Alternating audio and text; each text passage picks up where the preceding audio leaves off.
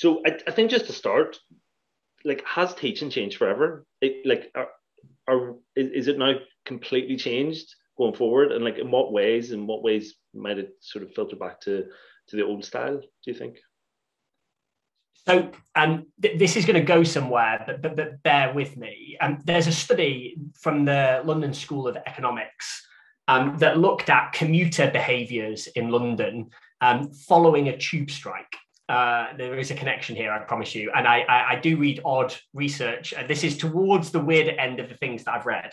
And what the study found was that about 1 in 20 commuters in London found a more efficient way to work following a tube strike. London, as a city, gets more efficient every time the tube drivers go on strike. People have to find a new way to work. They stop arguing about whether this line or that line or this connection or that connection is the quickest way, and they find their way to work quicker. I think the pandemic is going to have a similar effect in schools. Is it going to be 1 in 20 things, 1 in 10 things? I don't know. Do I think, the world has changed and, we don't need school buildings anymore and everything's online? No, I think that's largely nonsense. I think we're seeing people go back into buildings and love being with each other. But I think there are these 1 in 20 things that are probably changed forever. A big example here in England is virtual parents' evenings. Everybody is raving about virtual parents' evenings rather than face-to-face ones. Providing remote education through Oak National Academy as a pandemic response is now our 3rd highest use case. Our first 2 are lesson planning and longer-term curriculum thinking. Our 4th is cover lessons.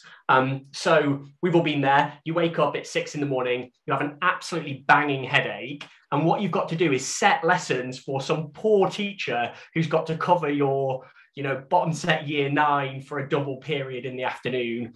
You do your best, but it's probably a slightly ropey worksheet that you hand over, and you sort of leave them and hope that maybe they'll survive and maybe they won't.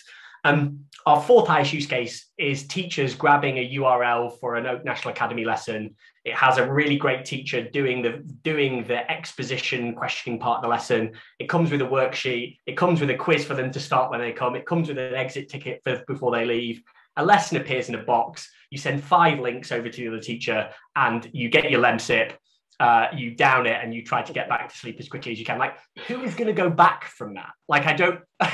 So my commuter analogy is my current belief, right? Like, schools exist for a really good reason, and they do lots of things because they're the right things to do. But I love the QR code if you've got a question. Like, you're not going to go back to letting teachers write Post-it notes and stick those on your computer, right? So we've got to identify what these things are. They tend to be in the margins and the mundane when you first look at them, but they just build up and build up and build up and make a really big difference to teachers' time. We had an independent evaluation done, Oak users versus non-Oak users, really significant reductions in workload for teachers who used Oak National Academy, didn't create everything from scratch themselves, shared and worked with each other compared to those who didn't.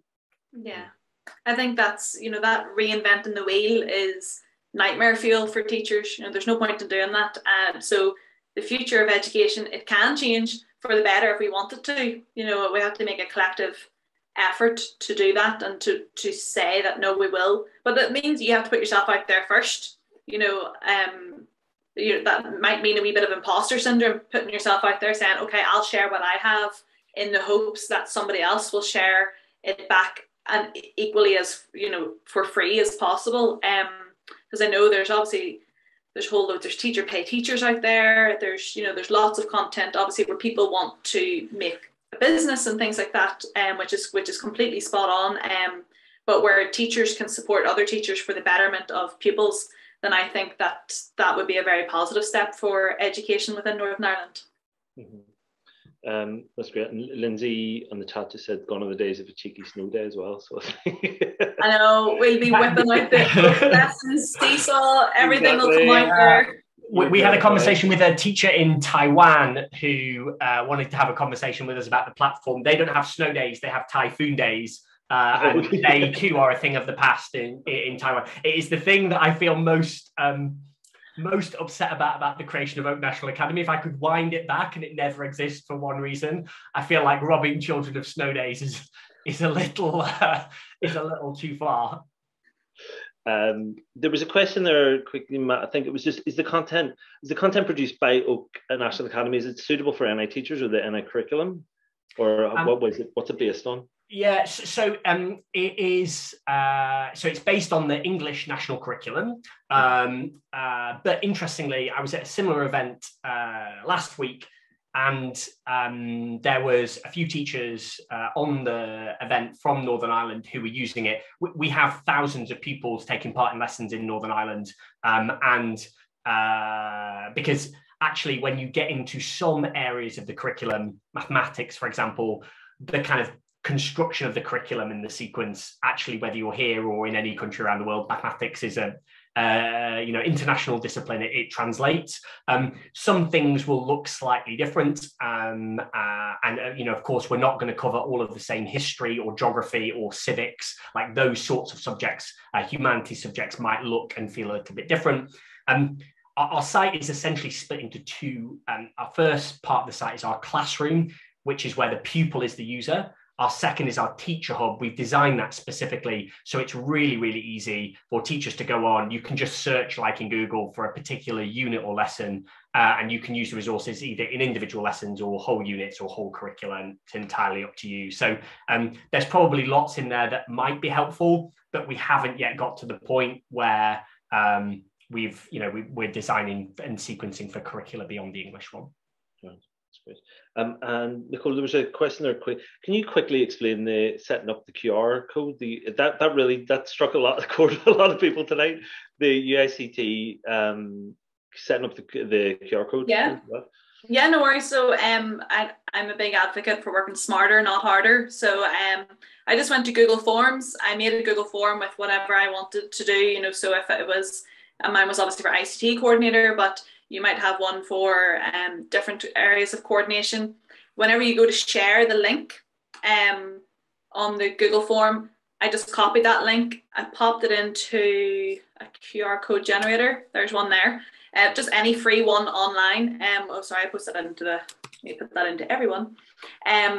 You can get them free online, and then I just basically took that little QR code, put it in a little keynote slide to make it look pretty, and then also made a tiny URL. So if you go to tinyurl.com or bit.ly, you can get all of these things that shorten it down, and then just call it whatever is memorable.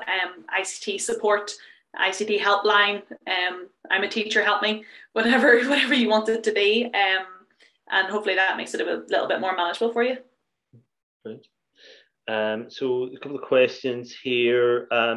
Eileen said, with the sheer volume of apps, websites, and platforms available, how do you think teachers should work together to ensure that pupils aren't overwhelmed? I know a lot of us have tried to upskill, but has resulted in millions of different platforms in one school. Pupils may be trying to navigate 3 or 4 different online platforms. So I think that's probably, there are so many things out there. What's the best way to navigate that? Was it across the school or beyond even? I'd say, first of all, it needs to come from the school management and from your school development plan, whatever remote learning policy, blended learning policy that you have. It has to be a whole school approach, at the very least a key stage approach. I know some schools might find that upper key stages might suit more for Google Classroom or Teams, but the lower key stages might be more suited to Seesaw. But I found that if parents especially are supporting their learners and their children at home, it's sometimes better just to have one platform that they can all use and use effectively and use well. So that's usually a conversation for your senior leadership team to have, to make sure that there's a united approach. I suppose, how do we think teachers could work together to make sure that pupils aren't overwhelmed? Really comes after you've got a whole school approach and you've got a policy where everyone's singing off the same hymn sheet. But it has to kind of, unfortunately for that, it would have to come top down first. But I suppose if you go and grab the bull by the horns and go and speak to your management and say, can we maybe get a united approach on this? And that would probably be the first step. And then whatever platform you're using, Seesaw, Class Dojo, Oak Academy, Google Classroom, Teams, whatever it is that you're using, then go from there and everybody work together, and you'll find other schools that use those platforms as well, and you can branch out further. Okay. I think I'd add there that there's a responsibility on providers as well. I've got all my tech jargon now. I work in tech, and I'm a teacher that works in tech. I've got my tech jargon. So interoperability is my tech jargon there, but it's a really important responsibility that the different platforms have to integrate really well with each other. So let me give you a quick example. So if you go into any of our lessons, let's go by key stage. Let's look at today's schedule. Sorry, just go through the teacher. This is the danger of a live demo. It never actually works. Here we go. So let's go to a little drama lesson, playing with rhymes and stories. It's really, really important that when we're sharing our lessons, we're going to share this whole lesson, and we'll go to the school where I'm a governor. Google's gone down. Yeah, live demo is not gonna, there we go. Not gonna help me out today. Accept the terms, all happy. What we allow everybody to do is just share this lesson in the format that their school is using, right? So if you email links to kids, you use Google Classrooms, use Microsoft Teams, use one of these other things to communicate with your parents, like it's just really important, I think, that the providers are supporting that decision that the school leadership take. Like, I don't care if kids come to our lessons directly onto the site or through one of those platforms. What I want to happen is for the kid to get access to the lesson, and that interoperability is a really, really important part of us making sure that people aren't overwhelmed or confused by the different things. You know, if you're new to this and a teacher, you know, my mum's a teaching assistant for 20 years. You know, if I put her on this and I said, well, there's this Microsoft Teams thing, and then it's Open National Academy, she would just immediately switch off and be totally overwhelmed by it. So I think that interoperability is really important. That's a great word. And yeah, totally agree. The first thing I look for is Google integration. You know, Seesaw can do Google integration, so great. That's a win for me. I can put it in my Google Forms and things like that. So from a provider, it's great to hear that you consider those things. And we have, I think, Chisholm, a bit of Oak Academy has been a lifeline for non-specialists too, enabling them to grow in confidence from watching specialist teacher deliver the lesson. So the Teacher Hub has been great for the staff to sort of personalize the script and deliver in a Northern Ireland accent. So probably needs to be a few changes to the wordings for us to deliver it, but that's a bit of feedback from her or him. Sorry, I don't know who it would be. And then we've got a question here from Claire.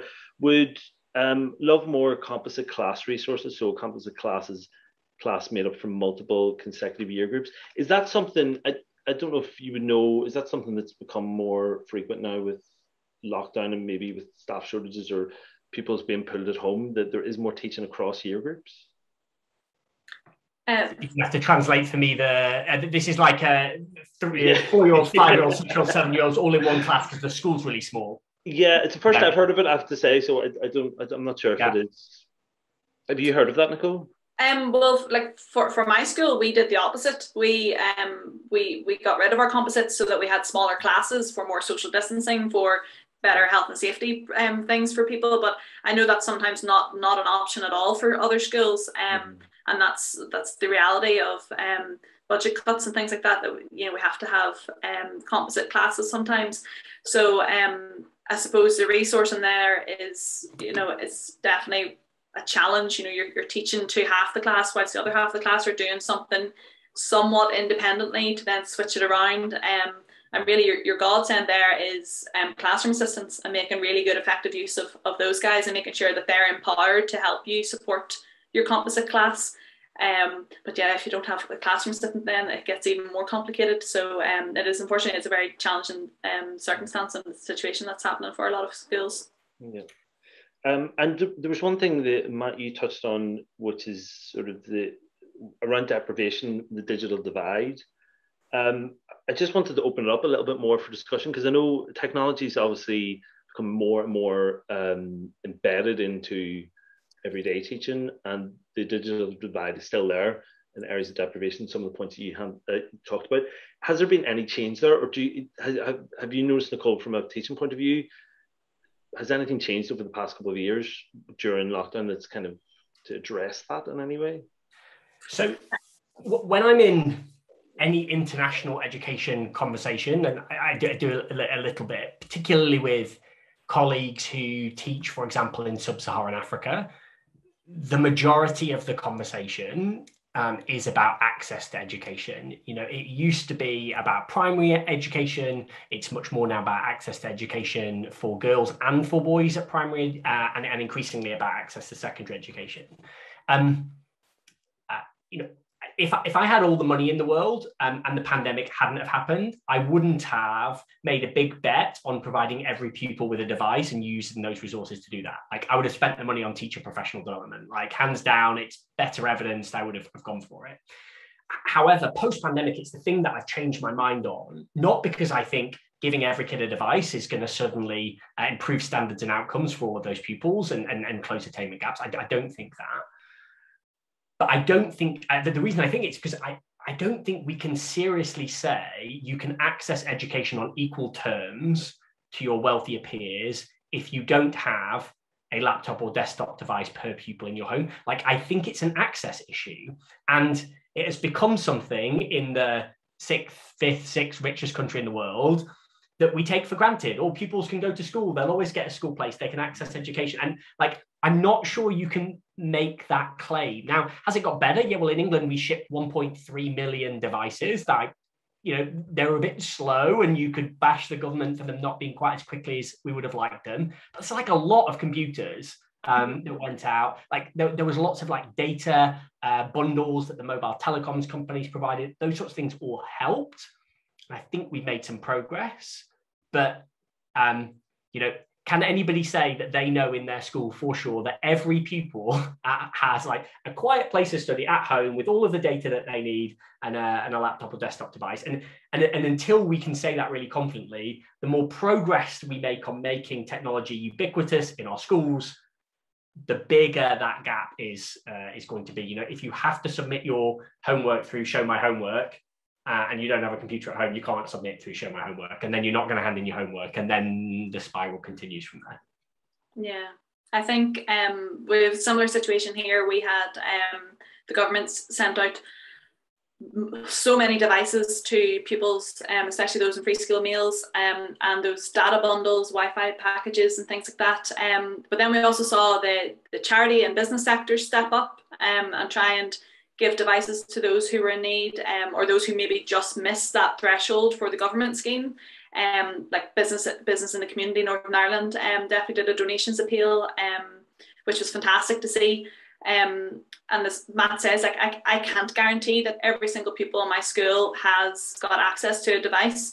So what we've done this year so far is we've given everybody a digital homework each week. You know, they have their blended approach for homework. They have paper and they have digital, but that's basically so I can track and see who hasn't been submitting a digital homework. So then I can follow that up and go, is there a reason why? Do you need support with a device? So that I could reach out to business in the community or someone and get them a device in case, touch all the wood, that in case we go back into a situation where that device is going to be heavily relied upon.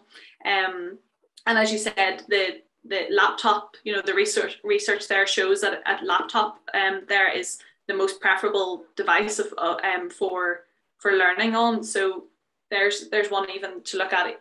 Again, I can't guarantee that every pupil has a laptop, but at least the difference between 4 times and 5 times the amount of progress is okay. Definitely mobile devices. A 6-inch smartphone is not going to be any quality of learning on that. So that's why we're having those trying to, I don't know, future-proof a little bit and try send digital homeworks now whilst we can solve the problem. Yeah, and there's also, I think the BBC run a scheme, BBC Give a Laptop. I think they're working with business and community and some other places as well. So if you want more information about that, I think you can search for BBC Give a Laptop. I think that's the right information, I'm hoping. Christine Patterson was asking, I work in a school where the majority of children come from backgrounds where they do have access, but not all, and still not all. So like, how can we manage the waste of all these devices that need upgraded every 3 to 4 years, and managing that resource? I suppose where does that responsibility lie? Is that one of the challenges? We provide all kinds of resources for pupils, right? Like schools provide resources. We provide books, exercise books. We provide novels. We update revision guides. Like schools buy resources. Now, whether they can afford the difference between an exercise book and a laptop is a question for central administration, right? But every other part of the economy does this. Every business has its devices and upgrades them every 3 to 5 years because that's just how the world is, and we've got to get used to doing exactly the same thing. And working through the resource implications of that is a political question, but it's one that needs grappling with. If you're serious about access to education, there isn't an alternative to grappling with that. And it's an uncomfortable question because, like I said before, we're not used to talking about access. We assume that it's all fine and everybody can get a place in a school, and I don't think that is currently good enough. Yeah, totally. Like, you can't. It's very easy to put it back on the companies like Dell, HP, Apple, and go, well, your devices are going to be useless to me in a few years. But that's because of the geniuses that work behind this technology. Like 5 years ago, you've been like, augmented reality, what's that? And now you're seeing that branch out into classrooms because technology keeps evolving and we need to evolve with it. Sometimes I think I'm really hip and down with it and I have got my handle on technology, and then I know it's catching up and it's getting ahead of me. So, that's our responsibility though as teachers to bridge that gap and to help support our students for the 21st century skills they're going to need when they go into the workforce. It's well-known analogy that classrooms used to be, then the school system was for the Industrial Revolution, get everybody into factories, get them all doing the same things. But now we need those creative skills, and that does need devices that are up to date with the latest technology, unfortunately. And as Matt said, it's uncomfortable because it costs money, and money is very scarce whenever it comes to pumping into technology sometimes. But that's a system-wide central resourcing issue, unfortunately. Mm-hmm. Okay, so I think we're almost out of time, but just before we end, I just wanted to ask you two, just looking ahead, what are your thoughts about technology in the future? Do you have any final thoughts on it? I suppose I would say just we can't neglect what we've learned over the past number of months. I saw somebody put in a question about should we get rid of pen and paper? Absolutely not. It has a place. It 100% has a place.